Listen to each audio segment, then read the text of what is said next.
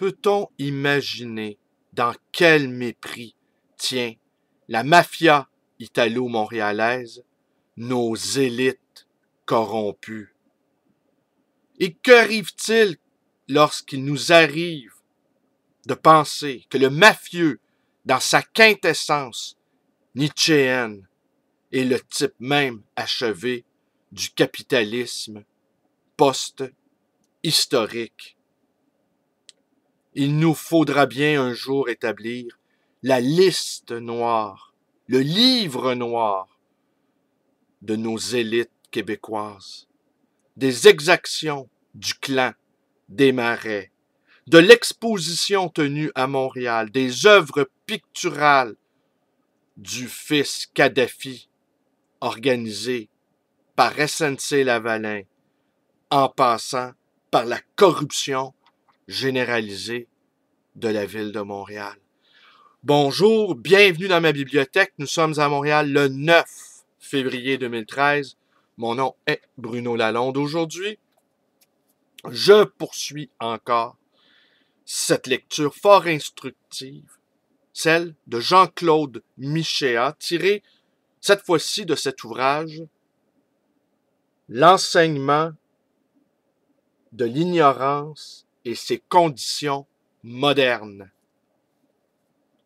Le mouvement qui, depuis 30 ans, transforme l'école dans un sens toujours identique peut maintenant être saisi dans sa triste vérité historique.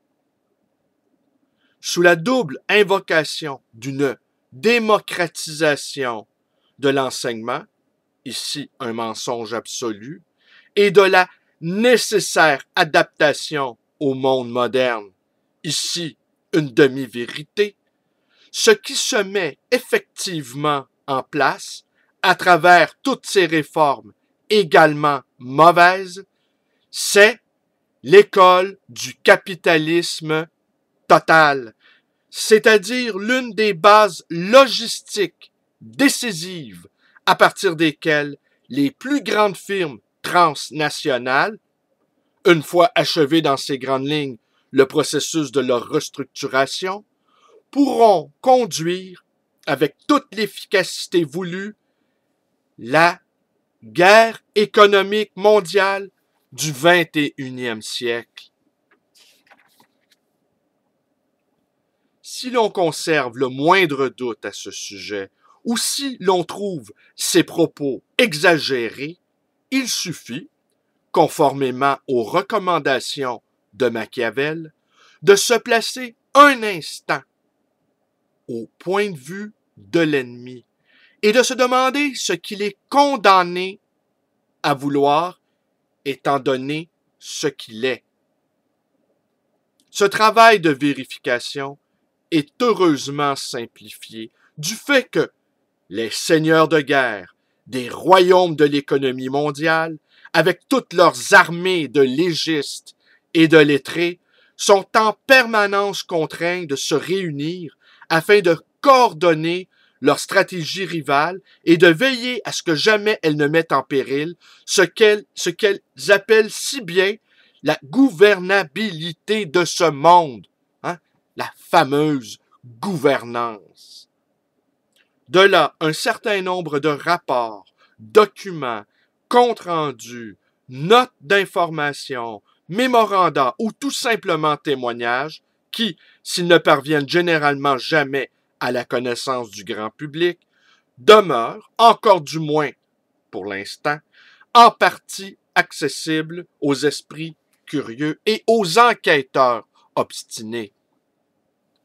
C'est ainsi, par exemple, qu'en septembre 1995, sous l'égide de la Fondation Gorbatchev, 500 hommes politiques, leaders économiques et scientifiques de premier plan, constituant à leurs propres yeux l'élite du monde, durent se réunir à l'hôtel Fairmount de San Francisco pour confronter leurs vues sur le destin de la nouvelle civilisation. Étant donné son objet, ce forum était naturellement placé sous le signe de l'efficacité la plus stricte. Des règles rigoureuses forcent tous les participants à oublier la rhétorique. Les conférenciers disposent tout juste de 5 minutes pour introduire un sujet. Aucune intervention lors des débats ne doit durer plus de 2 minutes. Ces principes de travail une fois définis, l'Assemblée commença par reconnaître, comme une évidence qui ne mérite pas d'être discutée, que, dans le siècle à venir, 2/10 de la population active suffirait à maintenir l'activité de l'économie mondiale.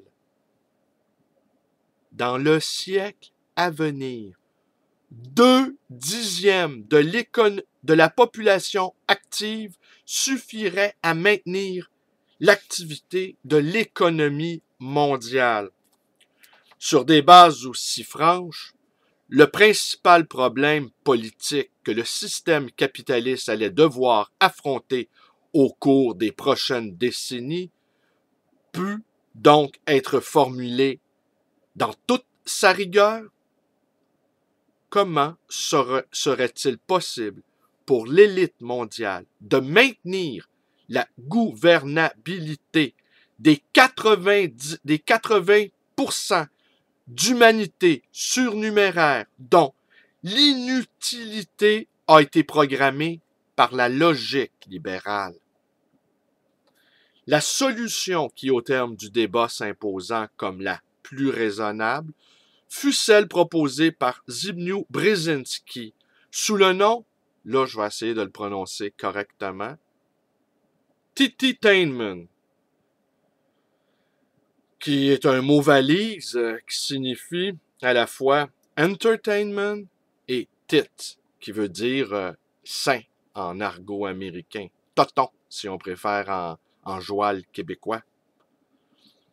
Par ce mot valise, il s'agissait tout simplement écoutez bien ça, de définir un cocktail de divertissement abrutissant et d'alimentation suffisante permanente, de maintenir de bonne humeur la population frustrée de la planète.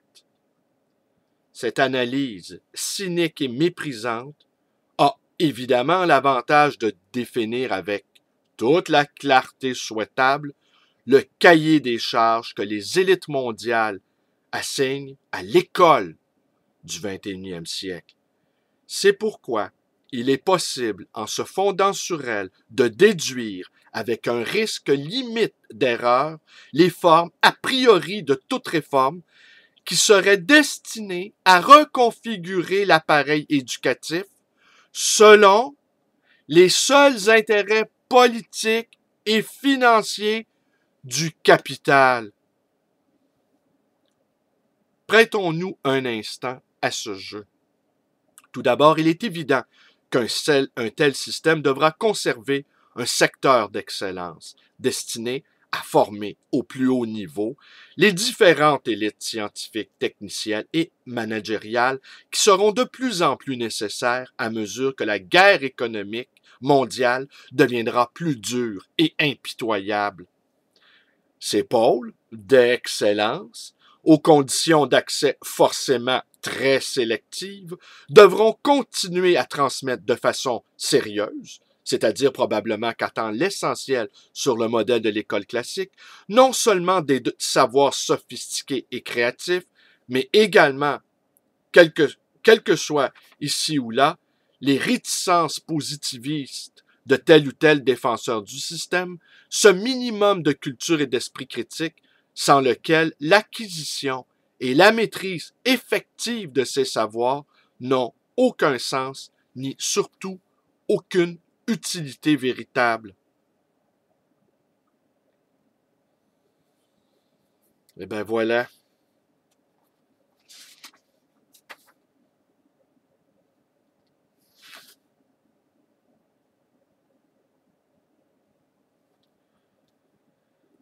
Ici, on va conclure un dernier passage. Un savoir utilitaire et de nature essentiellement algorithmique, c'est-à-dire qui ne fait pas appel de façon décisive à l'autonomie et à la créativité de ceux qui l'utilisent est en effet un savoir qui, à la limite, peut désormais être appris seul, c'est-à-dire chez soi, sur un ordinateur et avec le didacticiel correspondant. En généralisant pour les compétences intermédiaires la pratique de l'enseignement multimédia à distance, la classe dominante pourra faire, donc, d'une pierre deux coups.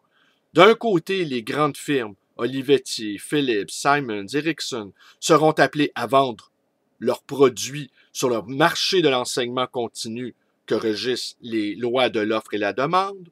De l'autre, des dizaines de milliers d'enseignants, et on sait que leur financement représente la part principale des dépenses de l'éducation nationale, deviendront parfaitement inutiles et pourront donc être licenciés, ce qui permettra aux États d'investir la masse salariale économisée dans des opérations plus profitables pour les grandes firmes internationales.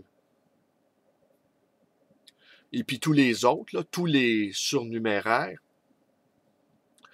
eh bien, ils auront ce qu'on appelle des emplois McDo, où le concept de mobilité et de flexibilité qu'on nous présente comme étant de grande qualité, eh bien, les condamneront à une précarité sans fin. Mais heureusement, ils pourront têter des spectacles à l'infini.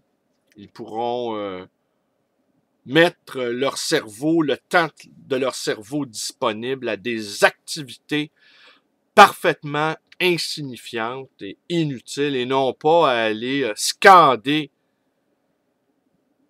des slogans hostiles à cet univers concentrationnaire que nous sommes en train de nous préparer. Alors c'est tout, je vous remercie d'être avec moi, mes vidéos vous plaisent. Abonnez-vous à ma chaîne, ma page Facebook, le téléphone de ma librairie, le Livre Voyageur, librairie d'occasion et d'ancien, située dans le quartier Côte-des-Neiges à Montréal. Allez, merci, bonne journée à tous.